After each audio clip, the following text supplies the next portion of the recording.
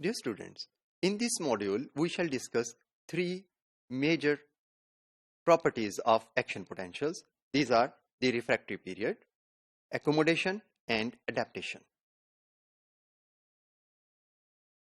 Every action potential is followed by a period which is called refractory period. It is the time duration during which another action potential can either never be generated or it is difficult to fire. यानी या तो एक action potential बिल्कुल शुरू नहीं किया जा सकता या अगर शुरू किया जा सकता है तो डिफिकल्टी के साथ होता है. This is called refractory period. There are two types of refractory periods. One is the absolute refractory period and the second is relative refractory period. The absolute refractory period is the period during which no new action potential can be generated. ऐसा इसलिए होता है कि एक membrane जिसने अभी action potential fire किया है उसमें ion channels have not returned back to deactivated state. वो अभी थोड़े से एक्टिव होते हैं, उनको रीएक्टिवेट करना मुमकिन नहीं होता. While the relative refractory period is the period in which the action potentials are difficult to provoke and they require higher thresholds and stronger depolarization to initiate. ऐसा इसलिए होता है कि एब्सोल्यूट रिफ्रैक्टरी पीरियड गुजरने के फौरन बाद का जो टाइम है उसमें कुछ मेम्ब्रेन चैनल्स या कुछ चैनल प्रोटीन्स डीएक्टिवेट हो चुकी होती हैं. इसलिए if the more threshold is applied that can generate another action potential.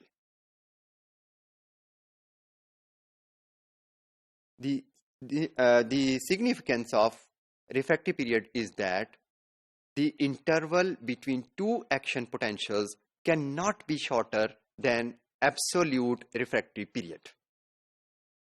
The significance of this is that the only a limited number of action potentials can be generated by a nerve cell in a given time.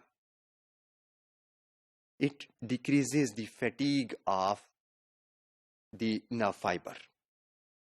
It also permits propagation of discrete impulses and prevents the fusion or summation of impulses.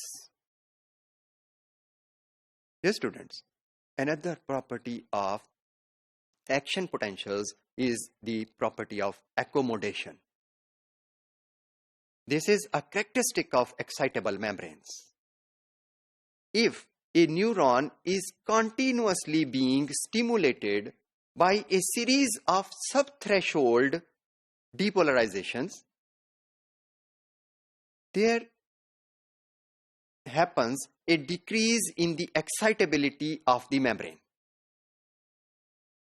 As a result, the required threshold to initiate an action potential increases.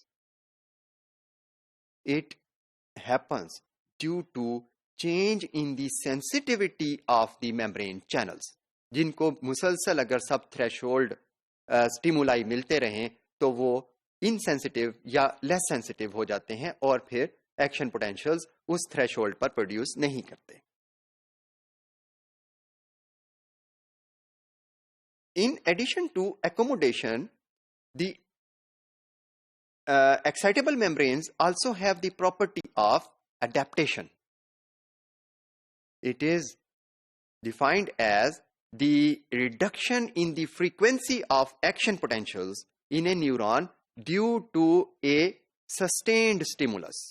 अगर एक stimulus मुसलसल चल रहा है और ख़त्म नहीं हो रहा तो फिर मेम्ब्रेन उसके लिए एक्शन पोटेंशियल जनरेट करना या तो कम कर देती है या बिल्कुल स्टॉप कर देती है. This property is called adaptation. There are two types of adaptations. One is the phasic adaptation, also known as phasic response, and the other is tonic response. In phasic response, The neurons adapt rapidly, and after generating one or two initial action potentials, they stop generating further action potentials. While in tonic response, the neurons adapt slowly. They keep on firing action potentials repetitively, but with reducing frequency. This is a gradual decrease in production of or generation of action potentials.